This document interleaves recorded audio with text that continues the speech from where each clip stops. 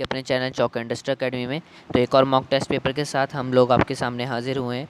तो ये आज का मॉक टेस्ट पेपर है बीएड मॉक टेस्ट पेपर 9। ये जामिया और एएमयू और दिल्ली यूनिवर्सिटी के बच्चों के लिए है। जैसे कि हमारी मॉक टेस्ट सीरीज़ पेपर चल रहा है, आप हमारे मॉक टेस्ट सीरीज़ में भी शामिल हो सकते हैं। आपको डिस्क्रिप्शन में लिंक मिल जाएगा और आप वहाँ से हमारी क्लास जो है अटेंड कर सकते हैं। उसकी फ़ीस वगैरह के बारे में आपको हमारे एप्लीकेशन पर ही बता दिया जाएगा। तो चलिए देखते हैं हमारा आज का ये जो मॉक टेस्ट पेपर है किस तरह का है। तो सबसे पहला क्वेश्चन है यहाँ पर, किस देश में शिक्षा के क्षेत्र में बौद्धिक उद्देश्य पर बल दिया गया है। तो इसका जो सही आंसर आएगा आपका वो आएगा ऑप्शन नंबर डी यानी कि ग्रीक। ठीक है, चलिए आगे बढ़ते हैं अगले प्रश्न की ओर। प्रश्न नंबर 2, द्रोणाचार्य पुरस्कार किस क्षेत्र में प्रदान किया जाता है। तो ये जो द्रोणाचार्य पुरस्कार है वो दिया जाता है हमको खेल में प्रशिक्षण में। ठीक है, तो यानी कि ऑप्शन नंबर डी में। ठीक है, चलिए आगे बढ़ते हैं। आगे हमारा क्वेश्चन है, हिप्पोफोबिया किस जानवर में होने वाली बीमारी है। तो उसका जो सही आंसर आएगा वो आएगा ऑप्शन नंबर डी यानी कि घोड़ा। ठीक है, चलिए आगे बढ़ते हैं। क्वेश्चन नंबर 4, निम्नलिखित में से किसे लाल ग्रह कहा जाता है। तो इसका जो सही आंसर आएगा वो आएगा ऑप्शन नंबर सी यानी कि शुक्र ग्रह। आप हमें इंस्टाग्राम पर भी फॉलो कर सकते हैं। जो हमारे इन मॉक टेस्ट पेपर का जो बच्चे शामिल होते हैं उन बच्चों का जो रिज़ल्ट है वो हम इंस्टाग्राम पर अपलोड करते हैं, यानी कि वो रिज़ल्ट अनाउंस होता है इंस्टाग्राम पर। तो आप हमें वहाँ पर भी फॉलो कर सकते हैं। चलिए अब देखते हैं दूसरा हमारा अगला क्वेश्चन है 5वां। तो निम्नलिखित में से कौन भारत में स्थापित प्रथम राष्ट्रीय पार्क है। तो उसका जो सही आंसर आएगा वो आएगा काब्रेड यानी कि ऑप्शन नंबर डी। ठीक है, चलिए आगे बढ़ते हैं प्रश्न नंबर 6 की ओर।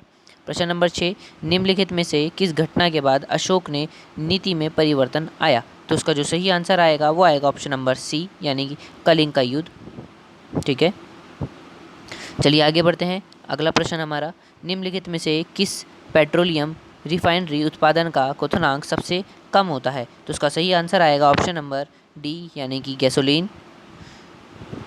ठीक है, तो हमारा नेक्स्ट क्वेश्चन है, शरीर में डीएनए का क्या कार्य है। तो उसका जो सही आंसर आएगा वो आएगा ऑप्शन नंबर सी यानी कि आनुवंशिकता को नियंत्रण करना। अगला क्वेश्चन हमारा, गरबा कहाँ का नृत्य है। तो जो उसका सही आंसर आएगा वो आएगा ऑप्शन नंबर ए यानी कि गुजरात। चलिए आगे बढ़ते हैं। निम्न में से कौन गुजरात की राजधानी है। तो उसका जो सही आंसर आएगा वो आएगा ऑप्शन नंबर गांधीनगर यानी कि ऑप्शन डी। ठीक है, चलिए आगे बढ़ते हैं। फ्रांस की क्रांति ने किस एक नया अर्थ दिया। तो इसका जो सही आंसर आएगा वो आएगा ऑप्शन नंबर आपको बी यानी कि राष्ट्र को। ठीक है, चलिए आगे बढ़ते हैं। अगला प्रश्न हमारा, अधिकेंद्र शब्द किससे संबंधित है। तो उसका जो सही आंसर होगा वो होगा ऑप्शन नंबर ए यानी कि भूकंप। ठीक है, अगला प्रश्न हमारा, निम्नलिखित में से कौन संसद की सबसे बड़ी समिति है। तो इसका जो सही आंसर आएगा वो आएगा ऑप्शन नंबर आपका डी। ठीक है, चलिए आगे बढ़ते हैं अगला प्रश्न की ओर। प्रश्न नंबर 14, स्वतंत्र भारत में पहला बजट किसने पेश किया था। इसका सही आंसर आएगा ऑप्शन नंबर बी यानी कि जी.वी. मांगलकार। ठीक है, तो चलिए आगे बढ़ते हैं। अगला प्रश्न हमारा 15वां है, निम्नलिखित में से कौन नियंत्रण मिसाइल के निर्माण से जुड़ा है। तो उसका जो सही आंसर आएगा वो आएगा ऑप्शन नंबर सी यानी कि Bharat dynamics limited.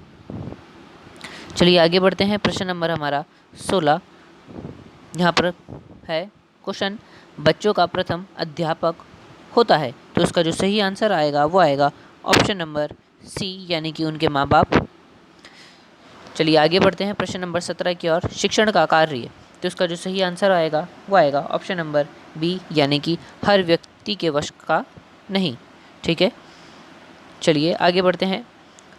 Question number 18, सीखने का मुख्य तत्व पूछ रहा है वो। तो उसका सही आंसर आएगा ये सभी, क्योंकि सीखने की इच्छा, अनुकूल परिवेश और प्रेरणा तीनों ही होना चाहिए, जब ही आप सीखने का मुख्य तत्व कहलाएंगे ये, तो तभी आप कुछ सीख सकते हैं। तो चलिए आगे बढ़ते हैं।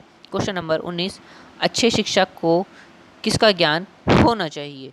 तो जो इसका आंसर आएगा वो आएगा ऑप्शन नंबर डी, यानी कि शिक्षा, मनोविज्ञान, बालक मनोविज्ञान, व्यवहारिक मनोविज्ञान।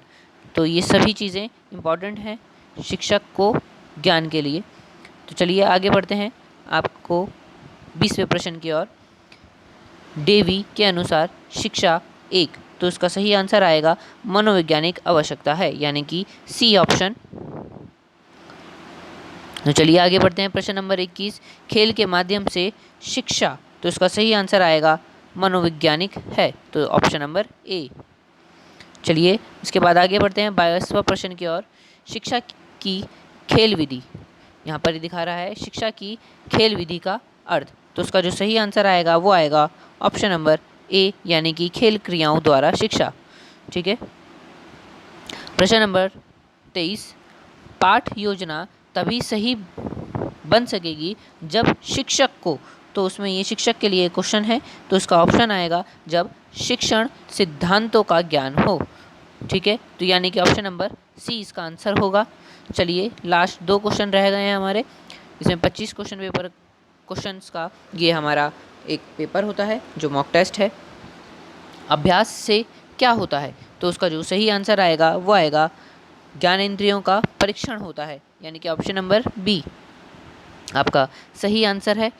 लास्ट क्वेश्चन, छात्रों के आवेगों को दमन करने से संबंधता, तो उसका जो सही आंसर आएगा वो आएगा इसमें ऑप्शन नंबर डी, यानी कि बी और सी दोनों, इनमें विद्रोह भावना पनपने लगती है और उनकी सृजनात्मकता शक्ति कुंठित हो जाती है। तो उसका ये आंसर है डी ऑप्शन, यानी कि बी और सी दोनों ही ऑप्शन इसके सही हैं। अगर आपको वीडियो अच्छी लगी हो तो आप वीडियो को लाइक कीजिए, शेयर कीजिए और घर रहिए, सुरक्षित रहिए। Thanks for watching this video.